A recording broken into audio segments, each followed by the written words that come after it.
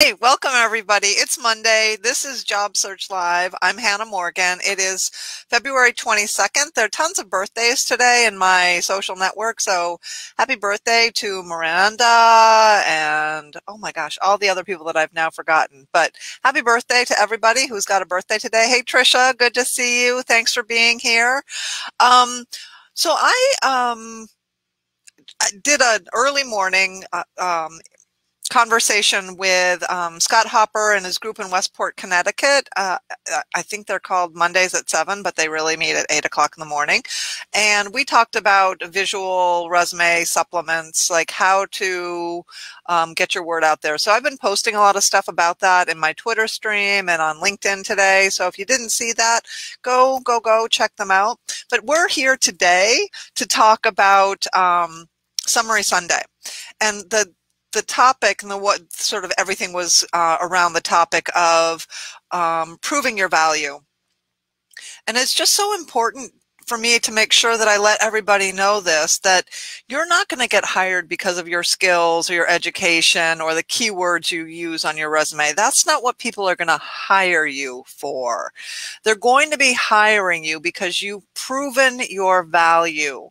In other words, you've explained to them 3 really important points: what problem you solve for them, who benefits, and how you do it uniquely. Those are the 3 most important things that you need to be able to clearly and concisely convey to everyone you meet. And that is sort of what I wanted to drill home in this week's Summary Sunday. So what we have is, an article on how long your pitch should be. I love the video that I shared about what Steve Jobs says marketing is. Please watch it. It relates exactly to you as job seekers. So just replace whatever he's saying about a company with you as a job seeker. Bridging gaps in employment, how to find job clubs and networking groups, because they're all virtual now. No matter where you live in the country, the world, you can still partake in networking groups or job clubs. So there are some tools for that. A case for hiring the long-term unemployed. Does a banner make you look desperate? Which was written by a recruiter. We'll talk about that. How to get the inside scoop on remote work. Oh, not how to get the inside scoop on remote work. I listened to the greatest web stream video conversation between some people, and I shared that in there. LinkedIn job search tools. There are 2 really important tools that you need to know about that were mentioned in this week's Summary Sunday that I don't think a lot of people know about. I was talking to my cousin and he doesn't know exactly what path is going to be next for him. I said, oh, well, I think all you need to do is go look at the Career Explorer tool on LinkedIn. So hopefully that will help him. And then Lisa Rangel did a video. Really important things about what you need to know about your post-pandemic career. So that's what this week's summary was about in the tiniest of nutshells. Did anyone have a favorite article? Hi, Marina. Hi, Heidi. Hi, Wanda. Hi, Colleen. Good to see you all. Happy Monday. Did you all have a favorite article? What was the article that sort of got you going and made you think, ooh, this is it. This one did it for me. So while I'm waiting for you all to answer, let me talk for a second about this pitch article that Bob McIntosh wrote. He had done a survey on LinkedIn, and he asked the question, how long should your pitch be? And so there were, I think, 3 or 4 different options: 15 seconds, 30 seconds, 45 seconds, a minute or longer, something like that. But what it came down to is, and his thing, most people said 30 seconds or around there. That was what his article found. And the reason this is important is because you are talking too long, or you're talking too short. You've got 30 seconds on average to introduce yourself when you're meeting somebody one-on-one, having a conversation. But that what you say in those 30 seconds is so important, and you need to practice it, and you need to have it pinned down so you're not stumbling and mumbling and filling it with all kinds of junk that doesn't need to be in there.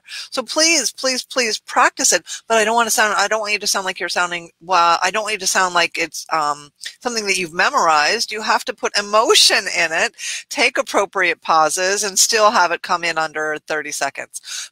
When you are interviewing, which is a very different scenario, you have 60 seconds. That's 1 minute to give the overview. And when you're when you are introducing yourself to a group in a group scenario, maybe it's a networking group or a job club, and they said, okay, we're going to go around the room and everyone's going to introduce themselves. You've got 15 seconds. So, and each one of those occasions, you've got a different purpose. When you're introducing yourself to a group, what do you want them to remember? No, not your name. You don't care about you. You want them to remember something about you so that they'll be likely to reach out and say, hey, I want to talk with you more about X, whatever your X is. In a networking conversation, you want people to feel like they know, like, and trust you. So you've got 30 seconds to start the conversation, but you know you've got the rest of the 15 to 30 minutes with that person on the phone or on a Zoom call to fill in some of the blanks. But your whole purpose of that networking conversation, no, is not to get a lead or to get a job interview. You're networking. The purpose of that conversation is to get them to feel like they know, like, and trust you. Because once they feel like they know, like, and trust you, they'll be willing to open up their network. They'll be willing to introduce you to people or refer you to somebody else. But until they feel like they know, like, or trust you, they're not going to do anything for you. That is the purpose of that conversation, that first meeting, to get them to feel like they can trust you. And certainly it's going to open up the door, hopefully, for a future conversation. And that is your mission, to get another conversation, because you can't get too much done in one conversation. And the interview, the whole purpose is to get invited back for another interview. So again, you have longer than that 1 minute to fill in the blanks of what your real skills are and blah, blah, blah, all that other stuff you want to talk about. So don't jam pack your 60-second tell me about yourself with, oh, my skills include do, do, do, do, do, do, do, and laundry list a bunch of skills. Nobody's going to remember that. So in Bob McIntosh's article, he links back to a really good article with some of the career coaches providing different ideas for how formulas to give a memorable pitch. And so most of those are for interview pitches, but go, please read that article because it's really helpful.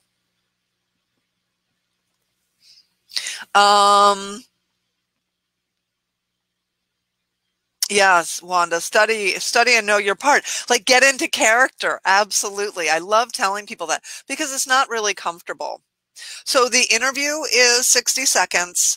Everything else is shorter. So if you're introducing yourself to a group of people, it's 15 seconds. If you're introducing yourself to one-on-one with a conversation like you and me just having a conversation, it's 30 seconds. Okay?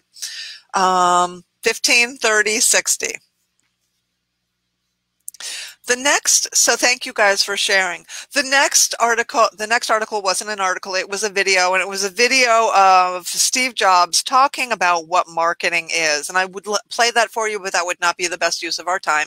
I want you to listen to that, and I want you to hear it through ears of, okay, he's talking to me as a job seeker. He's not talking to me as a business owner. I am a job seeker, and I want to apply everything that he is saying.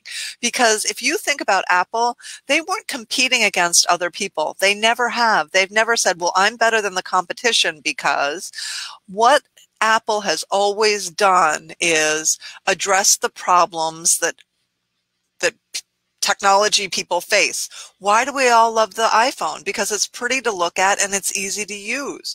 So when you're a job seeker, what makes you easy to like and easy to use? work alongside, right? That's what you're going to be thinking about.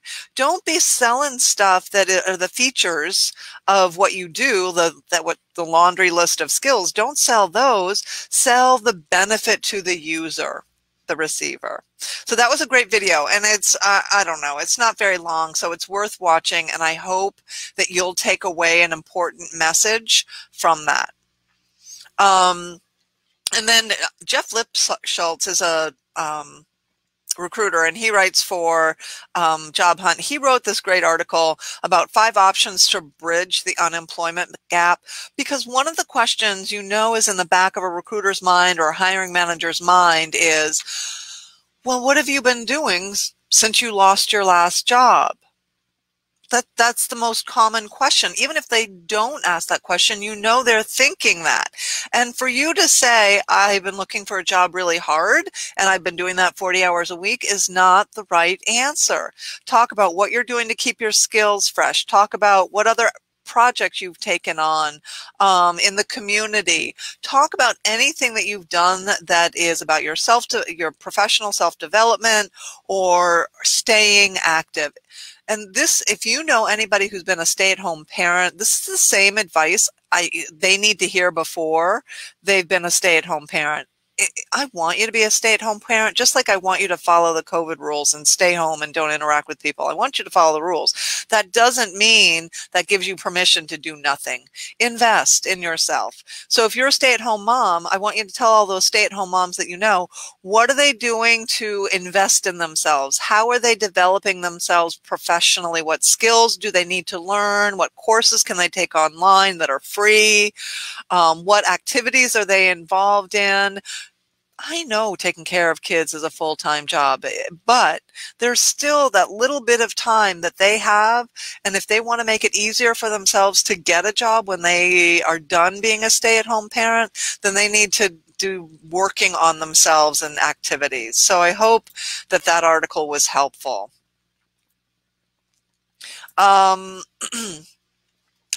Avid careerist, who's Donna Svei, I never know how to say her last name.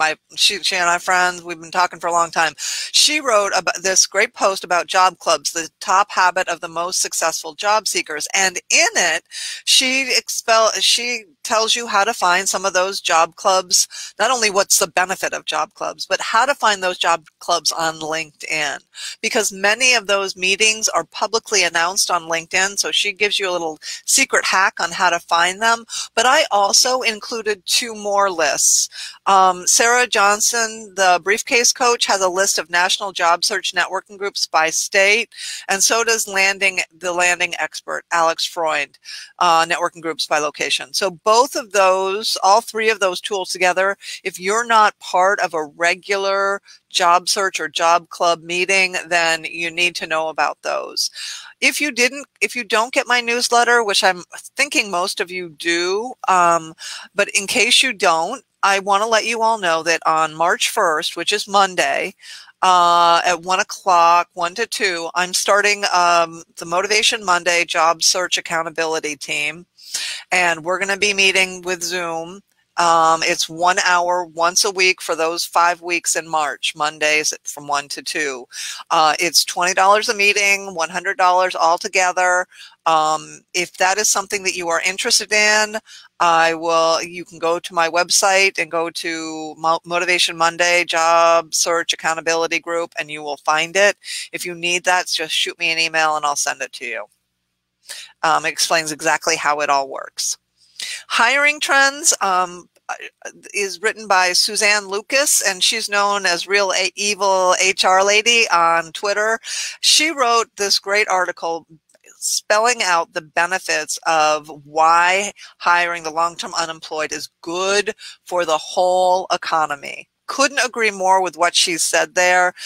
She's got some other voices in that article. She's talked to some other folks about that, recruiters and so forth.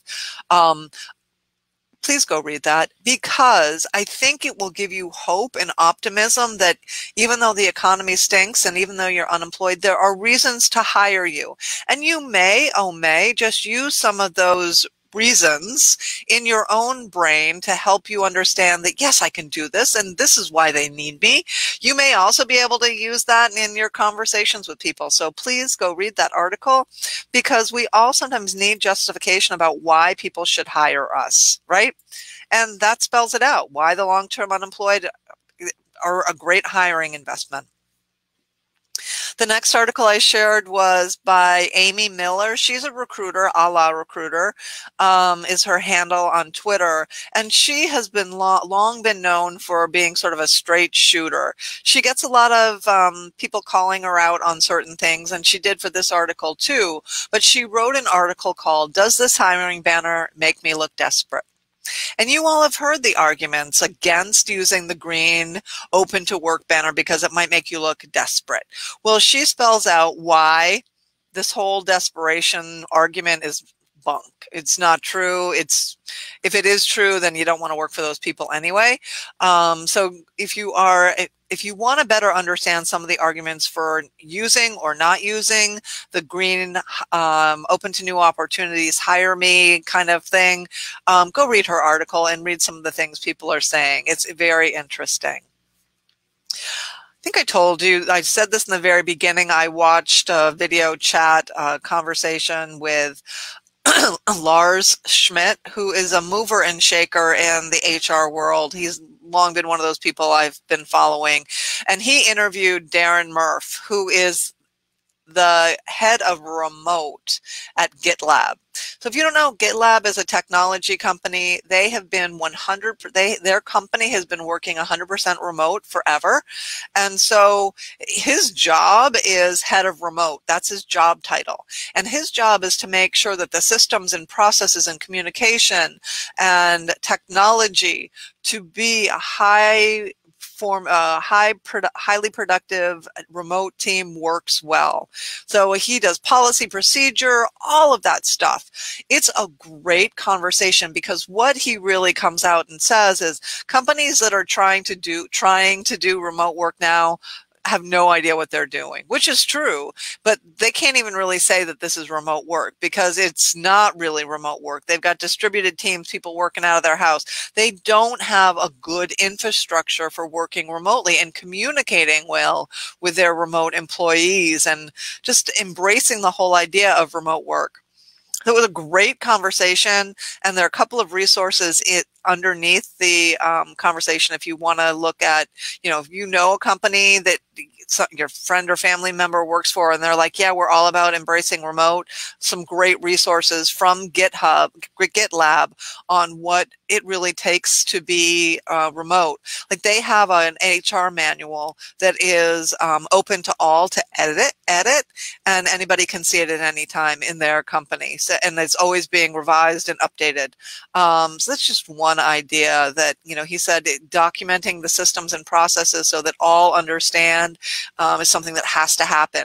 And you know as well as I do that for companies that you may work for, you don't know what their policy is around working remotely. Like, do you have to always? Like, what if you're going to be sick? What do you do? There's not a lot written about that stuff. It's sort of this unspoken agreement of what we should do, but most people don't know. So GitLab is a company that has embraced this idea of remote work, being transparent, and being very open with what they expect of their employees, which is very refreshing, I found.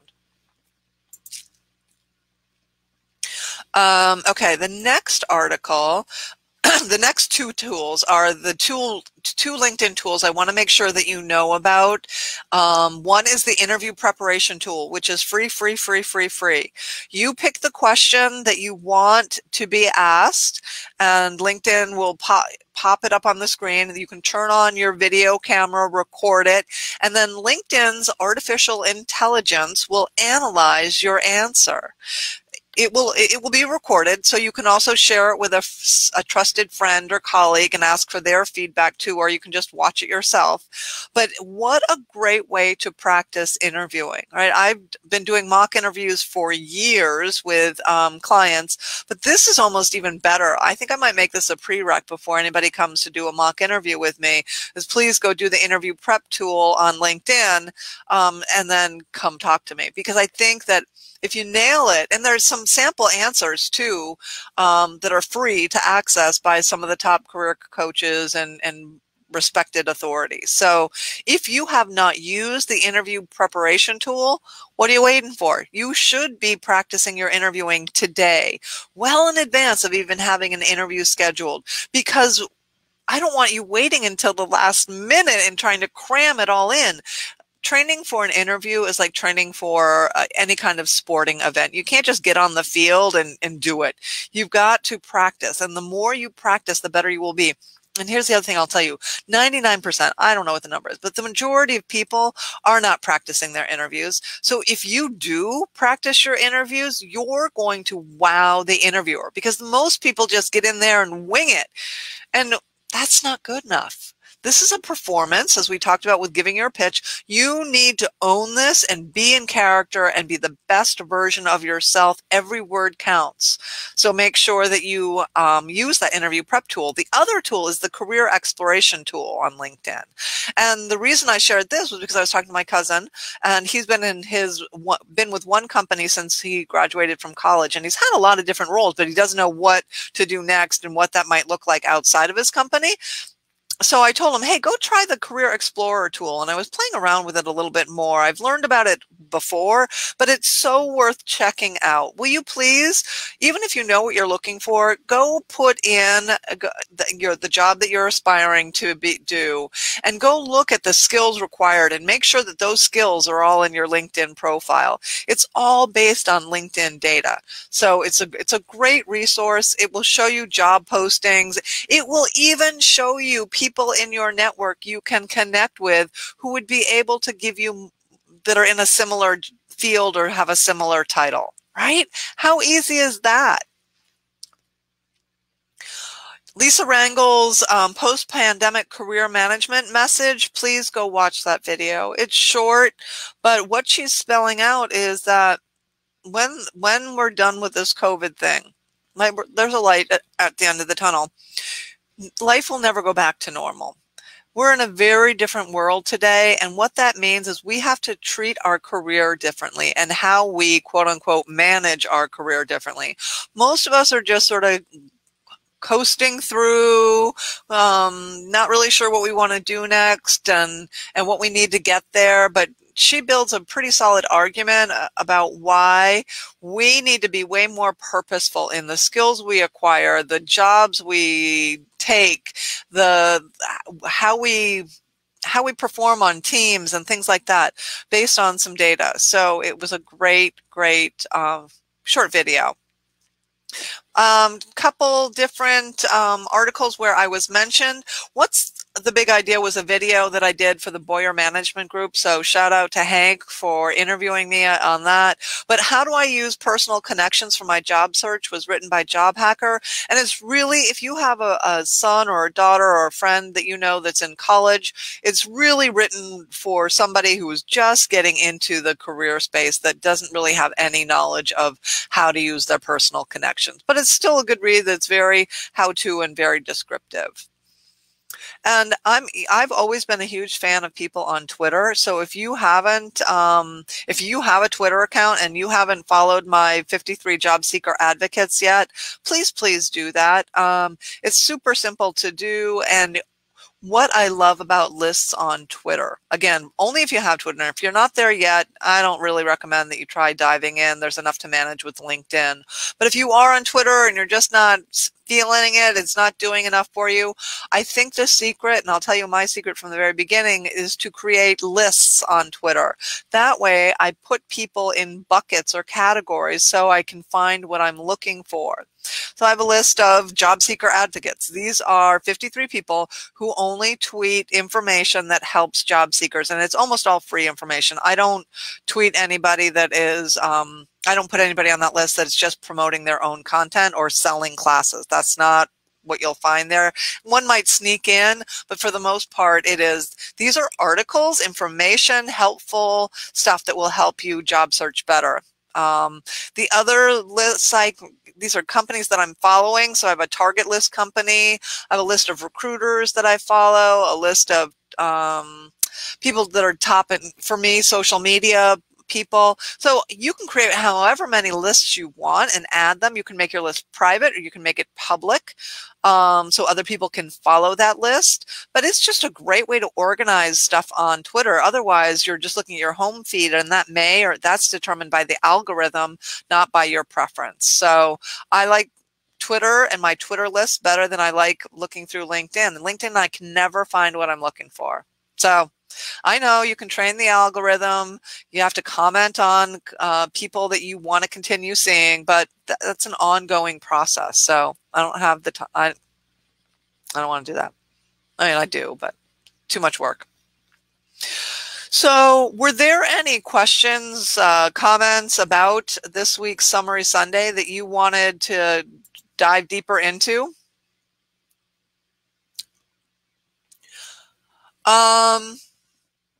I did try out the career tool. It's really good. Yeah, thanks, Colleen. I'm glad you did that. Wanda, Job Hunt Chat is a good chat on LinkedIn, on Twitter. It's not as good as it used to be, but it's still good. My Twitter list is called 2021. If you go to my profile, you should be able to see it. It is 20, I can't remember, 20, and it's in the blog post too, a direct link to it.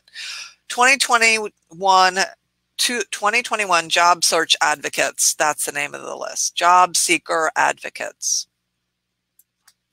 So for anybody that is on Twitter, it's a great way to follow people, right? Because it's not like LinkedIn where people see that you're following them or know that you've been looking at their profile. Nobody ever knows that. And when people are on Twitter, they tend to be more open. The people that are open to comments or questions or responding, it's a great way to start or initiate a relationship. Huh. Let me see if that works. I'm trying to share the Twitter list for them. Let's see if that worked. So, any other thoughts, questions, ideas? We're almost at the end. Oh, Colleen, you put up here. Can I show this? Colleen finally put up your green banner. I guess I had been reluctant, so thank you for the resources. Colleen, I want you to track your numbers. What were your numbers before you put up that green banner? And now, are you seeing more people look at your profile? Are you seeing greater engagement? Are you noticing any change? Because you're going to have to make that decision for yourself, right? If more people are looking at your profile, obviously that's a good thing. And that's probably because of the green banner, right? We can't make them take action on that. So step 2 is making sure that the quality of information in your LinkedIn profile is really good, so they're compelled to contact you. So thank you. I'm glad that you did that. For those of you that say, no, I don't want to do the green banner, you can still turn on so that only recruiters can see that you're open to new opportunities. That's always an option. It's not public.